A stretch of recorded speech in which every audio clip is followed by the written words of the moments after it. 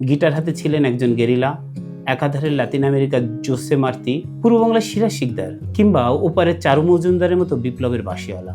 তখন এপার বাংলায় বসে তাকে সিধু মাঝির মতো মনে হতো আমাদের। মনে হতো মাদলের বদলে তার হাতে একটা গিটার। তখন সেই গিটারের গেরিলাকে আর পাওয়া যায়নি।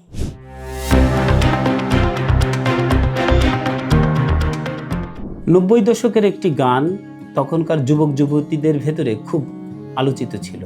ও গানওয়ালা আর একটা গান গাও, আমার আর কোথাও যাওয়ার নেই, কিচ্ছু করার নেই। এই গান আমাদের খুব বিষণ্ণ করে দিত। গানের লেখক, গায়ক, সুরকার ছিলেন কবির সুমন। কবির সুমনকে নিয়ে এখন অনেকেই হা হতাশ করছেন। সেই হা হতাশ তথা আপনাদের হতাশা আর একটু বাড়িয়ে দিতেই এই গল্পের ঝাঁপি খুলে বসা। যারা সোভিয়েত ইউনিয়নের অবসানের পর প্রবল মুক্তবাজার অর্থনীতি আর তৃতীয় বিশ্বের লুটেরা রাজনীতির ককটেলে বুঁদ হওয়া এক সমাজে বড় হয়েছেন, তারা হয়তো এই গল্পের অনেকটাই ধরতে পারবেন। ফিতাওয়ালা ক্যাসেটে সেটা ছিল স্বর্ণযুগ। এপারে জেমস আয়ুব বাচ্চু আর ওপারে সুমন অঞ্জনরা ছিলেন সেই সময়ের যুবক যুবতীদের মুখে মুখে। হাল আমলের ফেসবুক, হোয়াটসঅ্যাপ ছিল না, ফলে প্রেমপত্রই ছিল যোগাযোগের ভরসা। আর সেই সব দুর্দান্ত প্রেমপত্রে এইসব গানও অনায়াসে জায়গা করে নিত প্রিয় মানুষকে পাওয়ার আকুতি নিয়ে। ছিল দীর্ঘ লোডশেডিংয়ের সময় হ্যারিকেনের আলোয় পড়া, কাঠ পোড়ানো কয়লা দিয়ে সকালে দাঁত পরিষ্কার করা, কিশোরবেলায় গোটা সাইকেল চালানোর মতো অতটা বড় না হওয়ার কারণে ছিল হাফ প্যাডেলে সাইকেল চালানোর দিন, রাংতা মোড়ানো এসব দিন পার করে যুবক হওয়ার প্রাক্কালেই মফস্বলের তরুণ তরুণীদের কাছে বামপন্থা একটা ঘোরের মতো ছিল, একটা অদ্ভুত বিষণ্ণ সুন্দর বিকেলের মতো ছিল। যারা আমার মতো মফস্বলের শহর ও নদী পেরিয়ে রাজধানী শহর ঢাকা আসতো, তাদের মন কেমন ছিল? তাদের ফেলে আসা নদীগুলোর নামও ছিল আশ্চর্য সুন্দর। সেসবের নাম ছিল চিত্রা, মধুমতি, সন্ধ্যা, কালীগঙ্গা। আচ্ছা, নদীর নাম কালীগঙ্গা কেন? গঙ্গা কি এখানে কালীর রূপ নিয়েছিল? কি জানি। আমাদের বন্ধুরা একটি শ্রেণীহীন সমাজের স্বপ্ন দেখতেন, যাদের কাছে সাম্যবাদ শব্দটাই পৃথিবীর সুন্দর ফুলের চেয়েও সুন্দর। তাদের কাছে সুমন চট্টোপাধ্যায় বা কবির সুমন কেবল একজন গায়ক ছিলেন না, গিটার হাতে ছিলেন একজন গেরিলা, একাধারে লাতিন আমেরিকার জোসে মার্তি, পূর্ব বাংলার সিরাজ শিকদার কিংবা ওপারের চারু মজুমদারের মতো বিপ্লবের বাঁশিওয়ালা। সুমন একবার গেয়েছিলেন, আমি চাই হিন্দু নেতার সালমা খাতুন পুত্রবধূ, আমি চাই ধর্ম বলতে মানুষ বুঝবে মানুষ শুধু। এরপর যখন তিনি সাবিনা ইয়াসমিনকে বিয়ে করলেন, তিনি আর হিন্দু গায়ক থাকতে পারলেন না, তিনি মুসলমান বনে গেলেন। তখনকার কমরেড মহলে এই মধ্যবয়সের ধর্ম পরিবর্তন নিয়ে তুমুল তর্ক হয়েছিল। তখন তার ফেসবুক ছিল না, পত্রিকার উপরই ভরসা, আর সেই ভয়াবহ ম্যাডমেরের সম্পাদকীয় ও মতামত পাতাই লেখা ছিল ভরসা। আমাদের বন্ধুরা কখনো তথাকথিত ভালো ছাত্র হতে চায়নি, তাদের কাছে তার চেয়ে বেশি ঢের দরকারি ছিল বিপ্লবের গান। কোন গ্রামে স্কুল হবে, কোথায় নাটকের দল হবে, কোথায় বাঁধ ভেঙে ভাসিয়ে দিচ্ছে ফসলের মাঠ। সুমন যখন জঙ্গলমহলে মাওবাদী আন্দোলন নিয়ে বেশ সোচ্চার হলেন, নকশাল ও সিপিএম এর মধ্যে তীব্র লড়াই চলছে, তখন এপার বাংলায় বসে তাকে সিধু মাঝির মতো মনে হতো আমাদের। মনে হতো মাদলের বদলে তার হাতে একটা গিটার। পৃথিবীর যে কোনো প্রান্তের মুক্তি সংগ্রাম আমাদের খুব টানত।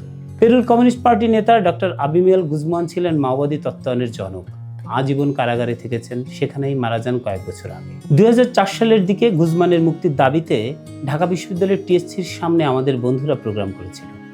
কোথায় লাতিন আমেরিকার পেরু, সেখানকার নিবু নিবু শাইনিং পাথ, মাওবাদী আন্দোলন, আর সেই আন্দোলনের নেতা শাইনিং পাথের প্রধান গুজমানের জন্য ঢাকায় বসে আমার বন্ধুরা চোখ ভেজাত, বন্ধুরা কাঁদত। আসলে 90-এর দশকে বড় হওয়া সেই প্রজন্মই এমন ছিল, যাদের কাছে প্রেম ও বিপ্লবের খিদে ছিল ভাতের খিদের চেয়েও তীব্র। সে কারণেই নেপালে মাওবাদীরা পুলিশ ব্যারাক গুড়িয়ে দিলে মনে হতো কমরেড চে গুয়েভারা যেন পৃথিবীর কোণে কোণে ছড়িয়ে পড়ছে। সেই আরবান নকশাল কবির সুমন যখন ভারতের সংসদীয় রাজনীতির শুয়োরের খোয়াড়ে ঢোকার জন্য তৃণমূল কংগ্রেসের টিকিট নিয়ে ভোটে দাঁড়ালেন, তখন স্বপ্ন দেখা মানুষগুলো এক ধাক্কায় যেন বানচোদ বনে গেল। ঠিক নবারুণ ভট্টাচার্যের কবিতার মতো মনে হলো। একদিকে চাষিরা মার খাচ্ছে, অন্যদিকে ওনারা দাঁত কালায় হাসছেন।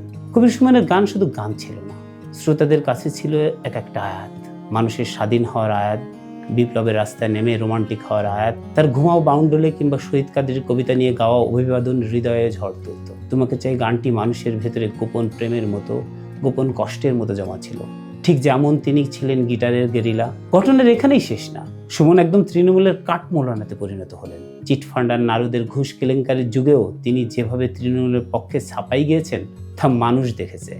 সারদা কেলেঙ্কারিতে বাঘা বাঘা নেতারা ধরাশায়ী হলেন, নারদের স্ট্রিং অপারেশনে মুকুল রায়, শুভব্রত মুখোপাধ্যায়, সৌগত রায়দের ঘুষ নেওয়ার দৃশ্য সবাই দেখল।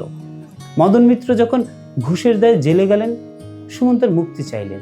তৃণমূলের শাসনে যখন সুদীপ্তকে পিটিয়ে হত্যা করা হলো, তখন সুমনের চোখে বাংলা লেনিন মমতা ব্যানার্জি মানে তখনকার মুখ্যমন্ত্রীর বয়ান কেউ ভোলেনি। আর তারও কিছু পরে তিনি বলেছিলেন মমতার নামে মন্দির হবে। তাহলে ইতিহাসে সেই মন্দিরের কি নাম হতো সুমনবাবু? পশ্চিমবঙ্গের রাজনীতিতে সিপিএম হয়তো কম লাল ছিল, আর তাদের চেয়ে বেশি লাল হয়তো কিংবা খাঁটি বিপ্লবী ছিল মাওবাদীরা। সেই বেশি লালের তাগিদে জঙ্গলমহলের বিপ্লবের ফুল কিষাণজিকেই খুন করলো তৃণমূল ক্ষমতায় আসার পর। তখন সেই গিটারের গেলিয়াকে আর পাওয়া যায়নি। সুমন তখন ক্ষমতার মধু মেখে দাঁত কেলাচ্ছেন, আর মমতা বন্দ্যোপাধ্যায়ের বন্দনা করে নতুন নতুন খেয়াল উৎপাদন করছেন। কি লেভেলের মেধাবী তৃণমূল ভাবুন একবার। সুবিধাবাদের এখানেই শেষ নয়। পশ্চিমবাংলার রাজনৈতিক সমীকরণ বদলে যাওয়ার পর এই তৃণমূলকে সরিয়ে সেখানে বিজেপি সরকার গঠন করার পর সুমন ভোল পাল্টে বলতে শুরু করলেন যে তিনি আর তৃণমূল করেন না। ক্ষমতার গন্ধ বুঝে ভোল পাল্টে এই চরম সুবিধাবাদী অবস্থান তীব্র নিন্দার কি দাবি রাখে? যখন দল ক্ষমতায় থেকে রক্তপাত ঘটায় তখন তিনি তার সুবিধাভোগী অংশীদার হন, আর যখন বৈরী হাওয়ায় সে দল ক্ষমতা হারায় তখন সাধু সেজে দল তাদেরকে নাটক করে।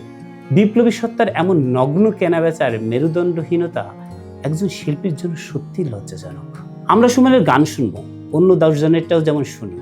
এই যে বাংলাদেশে ফরাদ মাজার, আল মামুদ, তাদের কবিতা আমরা পড়ি না? পড়ি তো, হয়তো বেশিই পড়ি অন্যদের চেয়ে। সুমনের গানও আমরা শুনবো। মন খারাপের দিনগুলোতে তার গান আগের মতোই হয়তো আমাদের সান্ত্বনা দেবে, হয়তো আগের চেয়েও বেশি শোনা হবে।